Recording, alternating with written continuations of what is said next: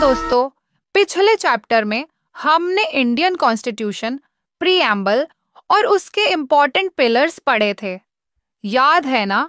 अब इस चैप्टर में हम कॉन्स्टिट्यूशन के कुछ और खास फीचर्स को समझेंगे जिनके बिना डेमोक्रेसी का मजा ही नहीं। फंडामेंटल राइट्स, फंडामेंटल ड्यूटीज और directive principles of state policy. लेकिन पहले थोड़ा जूम आउट करते हैं और समझते हैं एक बेसिक कॉन्सेप्ट, ह्यूमन राइट्स। तो भाई, ह्यूमन राइट्स वो बेसिक राइट्स होते हैं जो हर इंसान को सिर्फ इंसान होने के नाते मिलते हैं, जैसे कि जीने का हक, पढ़ाई लिखाई का चांस, स्वस्थ रहने का एनवायरनमेंट।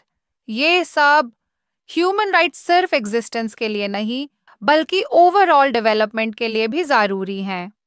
सोसाइटी और सरकार मिलकर एक ऐसा एनवायरनमेंट बनाते हैं जहां हर इंसान खुद को ग्रो कर सके, बिना किसी जात पात के भेदभाव के। वैसे एक इंटरेस्टिंग फैक्ट, दिसंबर 1948 को यूनाइटेड नेशंस ने ऑफिशियली ह्यूमन राइट्स डिक्लेयर किए थे। तब से हर साल दिसंबर को हम ह्यूमन राइट्स डे के रूप में सेलिब्रेट करते हैं। इंडिया ने भी कुछ इम्पोर्टेंट ह्यूमन राइट्स को अपने कॉन्स्टिट्यूशन में जगह दी है और इन्हें हम कहते हैं फंडामेंटल राइट्स। ये राइट्स ये इंश्योर करते हैं कि हर सिटीजन इज्जत से, फ्रीडम के साथ जी सके, अपनी बेसिक नीड्स को पूरा कर सके, जैसे कि रोटी, कपड़ा, मकान, शिक्षा और स्वास्थ्य। एक डेमोक्रेटिक कंट्री का असली एसेंस तभी आता है जब हर सिटीजन को इक्वल राइट्स मिलते हैं। तो फंडामेंटल राइट्स ही डेमोक्रेसी की जान है, जहां गवर्नमेंट ये गारंटी देती है कि हर किसी को इक्वल अपॉर्चुनिटी और प्रोटेक्शन मिले। ये सिर्फ रूल्स नहीं, ये हम सबकी आइडेंटिटी है एज सिटीजन्स ऑफ इंडिया। अब बात करते हैं इंडियन कॉन्स्टिट्यूशन के सबसे पावरफुल पार्ट की, फंडामेंटल राइट्स। ये सिर्फ पेपर पे लिखे प्रोमिसेस नहीं है, ये वो गारंटी है जो एक सिटीजन के फ्रीडम, डिग्निटी और डेमोक्रेसी को प्रोटेक्ट करते हैं। इनमें टोटल 6 मेजर फंडामेंटल राइट्स आते हैं। Right to equality, right to freedom, right against exploitation, right to freedom of religion, cultural and educational rights, right to constitutional remedies. First, right to equality. इसका simple मतलब, law के सामने सब equal हैं, चाहे कोई पियोन हो या प्राइम मिनिस्टर। अगर कानून तो दोगे तो कोर्ट में सबका ट्रीटमेंट सेम होगा। कोई भी सिटीजन को caste, colour, creed, language, religion या प्लेस ऑफ बर्थ के बेसिस पे स्पेशल ट्रीटमेंट नहीं मिल सकता। इसमें हर इंसान को पब्लिक प्लेसेस जैसे roads, lakes, hotels, restaurants, markets, wells सब यूज करने का इक्वल राइट है। लेकिन हाँ, स्टेट स्पेशल अरेंजमेंट्स बना सकती है विमेन, चिल्ड्रन, SC, ST या बैकवर्ड क्लासेस के डेवलपमेंट के लिए। अनटचेबिलिटी को बिल्कुल बंद किया गया है, प्रैक्टिस करना पनिशेबल ऑफेंस है। और जो पुराने सर, दीवानजी, रै बहादुर जैसे टाइटल्स भेदभाव क्रिएट करते थे, उन्हें हटा दिया गया। अब सिर्फ मिलिट्री रैंक्स या नेशनल अवार्ड्स अलाउड हैं, जैसे परमवीर चक्र, भारत रत्न एटसेट्रा। और हाँ, equal pay for equal work भी इसी राइट का हिस्सा है। Second, right to freedom. इस राइट के अंडर हर इंडियन सिटीजन को 6 आज़ादी मिलती है।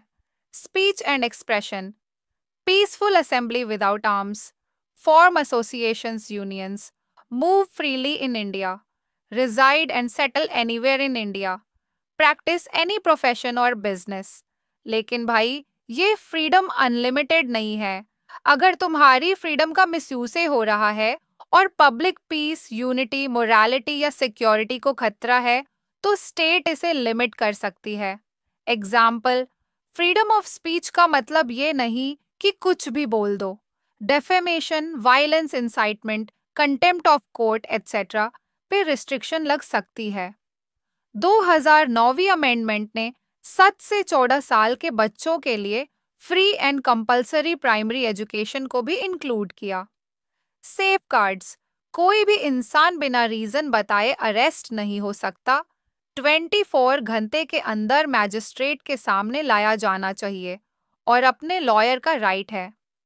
प्रिवेंटिव डिटेंशन, अगर सरकार को लगता है कि कोई इंसान कुछ ऐसा करेगा जो देश के लिए खतरा हो, तो प्रिकॉशन के लिए उसको मैक्सिमम 3 महीने तक डिटेन किया जा सकता है, लेकिन कोर्ट या एडवाइजरी बोर्ड की ओपिनियन जरूरी है। Third, right against exploitation. इसका मोटो सिंपल है, किसी भी सिटीजन का शोषण ना हो। Human trafficking, slavery, forced labour सब बान। बच्चों का एक्सप्लॉयटेशन भी स्ट्रिक्ट बान है। 14 साल से कम के बच्चे को फैक्ट्री, माइन, डेंजरस वर्क या होटल में काम नहीं करवाया जा सकता। और हाँ, पब्लिक वेलफेयर के लिए मिलिट्री या इमरजेंसी सर्विसेज बुलाई जा सकती हैं, चाहे रिलीजन, कास्ट, जेंडर कुछ भी हो। Fourth, right to freedom of religion. India एक सेक्युलर कंट्री है, मतलब स्टेट का अपना कोई रिलीजन नहीं होता और किसी रिलीजन के फेवर में काम नहीं करता। हर सिटीजन को अपने रिलीजन को फॉलो, प्रमोट और प्रोपगेट करने का राइट है, लेकिन ये पब्लिक ऑर्डर, मोरालिटी और हेल्थ के अंदर ही एक्सरसाइज होगा। स्टेट रिलीजियस इंस्टीट्यूशंस को गवर्नमेंट ग्रांट से फंड नहीं करेगी। Government funded schools compulsory religious teaching नहीं दे सकती। 5. Cultural and educational rights. India diversity का पावर हाउस है। Different religions, languages, cultures. इस राइट के अंडर हर सिटीजन अपनी लैंग्वेज, स्क्रिप्ट और कल्चर को प्रिजर्व कर सकता है। लिंग्विस्टिक और रिलीजियस माइनॉरिटीज अपने एजुकेशनल इंस्टीट्यूशंस बना सकती हैं और मैनेज कर सकती हैं, और स्टेट उनके ग्रांट्स में डिस्क्रिमिनेशन नहीं करेगी। 6. Right to constitutional remedies. Doctor B.R. Ambedkar ने इसे सोल ऑफ द कॉन्स्टिट्यूशन कहा था। भाई, ये राइट एक सुपर पावर जैसा है। अगर तुम्हारे फंडामेंटल राइट्स वायोलेट हो रहे हैं, तो तुम डायरेक्ट सुप्रीम कोर्ट या हाई कोर्ट जा सकते हो। कोर्ट अपने ऑर्डर्स, डायरेक्शंस या राइट्स के थ्रू तुम्हारे राइट्स प्रोटेक्ट करेगा। पार्लियामेंट ये पावर दूसरे कोर्ट्स को भी दे सकता है, और अगर कोई स्टेट लॉ फंडामेंटल राइट्स के अगेंस्ट है, तो कोर्ट यूज रोक सकता है। फंडामेंटल राइट्स हर वक्त लागू होते हैं, लेकिन नेशनल इमरजेंसी के टाइम पे इन्हें सस्पेंड किया जा सकता है। इन शॉर्ट, फंडामेंटल राइट्स हमें डिग्निटी, इक्वालिटी और फ्रीडम का अश्योरेंस देते हैं और इंश्योर करते हैं कि डेमोक्रेसी सिर्फ नाम का नहीं, काम का भी हो। अभी तक हमने देखा कि कॉन्स्टिट्यूशन ने हमें फंडामेंटल राइट्स दिए। 1966 में एक स्पेशल अमेंडमेंट करके कॉन्स्टिट्यूशन में फंडामेंटल ड्यूटीज ऐड की गई। ये ड्यूटीज एक तरह से रिमाइंडर हैं कि हमें अपने देश के प्रति जिम्मेदारी निभानी है। देश के प्रति प्यार, यूनिटी और डिसिप्लिन सिर्फ आर्मी में नहीं, बल्कि हर सिटीजन के अंदर होना चाहिए। और हाँ, 6 जनवरी को हम फंडामेंटल ड्यूटीज डे भी सेलिब्रेट करते हैं। चलो एक एक करके देखते हैं। Fundamental duties. Constitution, national flag और नेशनल एंथम का रिस्पेक्ट करना। मतलब जब नेशनल एंथम बज रहा हो तो खड़े हो जाओ और इज्जत दो। दूसरी, आज़ादी की लेडे के नोबल आइडियल्स को याद रखना और उन्हें अपनी लाइफ में फॉलो करना। 23, देश की सॉवरेंटी, यूनिटी और इंटीग्रिटी प्रोटेक्ट करना। देश एक है और हमारी पहचान भी उसी से है। चौथा, अगर जरूरत पड़े तो देश की डिफेंस और नेशनल सर्विस के लिए रेडी रहना। 5, देश में भाईचारा और हार्मनी को प्रमोट करना और ऐसी प्रैक्टिसेस छोड़ देना जो विमेन की डिग्निटी को हर्ट करती हैं, मतलब डाउरी, डोमेस्टिक वायलेंस, डिस्क्रिमिनेशन, सबको नो बोलना। छठ, अपने रिच हेरिटेज और कल्चर की वैल्यू करना और उससे प्रिजर्व करना। 7वां, एनवायरनमेंट का ध्यान रखना, फॉरेस्ट, रिवर्स, वाइल्ड लाइफ सबकी प्रोटेक्शन करना और लिविंग क्रीचर्स के लिए कंपैशन रखना, मतलब प्लास्टिक इधर उधर फेंको मत और स्ट्रे एनिमल्स को मारो मत। 8, साइंटिफिक टेम्पर और स्पिरिट ऑफ इंक्वायरी डेवलप करना, मतलब सुपरस्टिशंस को तोड़ना और लॉजिकल सोच को बढ़ावा देना। 9, पब्लिक प्रॉपर्टी की प्रोटेक्शन और नॉन वायलेंस को अपनाना। सोच के देखो, स्कूल की बेंच तोड़ना या बस पे लिख देना ये देश का नुकसान है। दाशम हर काम में एक्सेलेंस की तरफ स्ट्राइव करना ताकि India higher levels of achievement तक पहुंचे। 11 पेरेंट्स या गार्डियंस का ड्यूटी है कि अपने 6 से 14 साल के बच्चे को एजुकेशन का अपॉर्चुनिटी दे। एजुकेशन एक हक है और इसे डिनाई करना गलत है। और एक इम्पॉर्टेंट बात, कुछ ड्यूटीज बैक्ड बाय लॉ भी हैं। मतलब अगर तुम वायलेट करते हो तो पनिशमेंट हो सकती है, जैसे नेशनल फ्लैग का डिसरिस्पेक्ट करना या नेशनल एंथम के वक्त तमाशा करना, ये ऑफेंस है। टीचर्स और एल्डर्स का रोल है कि ये ड्यूटी स्टूडेंट्स में इनकलकेट करें ताकि फ्यूचर सिटीजन्स रिस्पॉन्सिबल बने। फंडामेंटल ड्यूटीज एक तरह से हमें डायरेक्शन देते हैं कि एक सेंसिबल और अवेयर सिटीजन कैसा होता है। अगर हम सब इन्हें सीरियसली ले तो untouchability, child labour, women exploitation, dowry, superstition जैसे सोशल इवल्स खुद ही खत्म हो जाएंगे। सोच के देखो, अगर हर सिटीजन अपने राइट्स के साथ अपनी ड्यूटीज भी निभाए तो इंडिया एक एक्सप्लॉयटेशन फ्री, जस्ट और यूनाइटेड सोसाइटी बन सकता है। तो सम अप, फंडामेंटल ड्यूटीज हमें बताते हैं कि देश सिर्फ गवर्नमेंट या कॉन्स्टिट्यूशन से नहीं बनता, बल्कि सिटीजन्स की जिम्मेदारी और एक्शन से बनता है।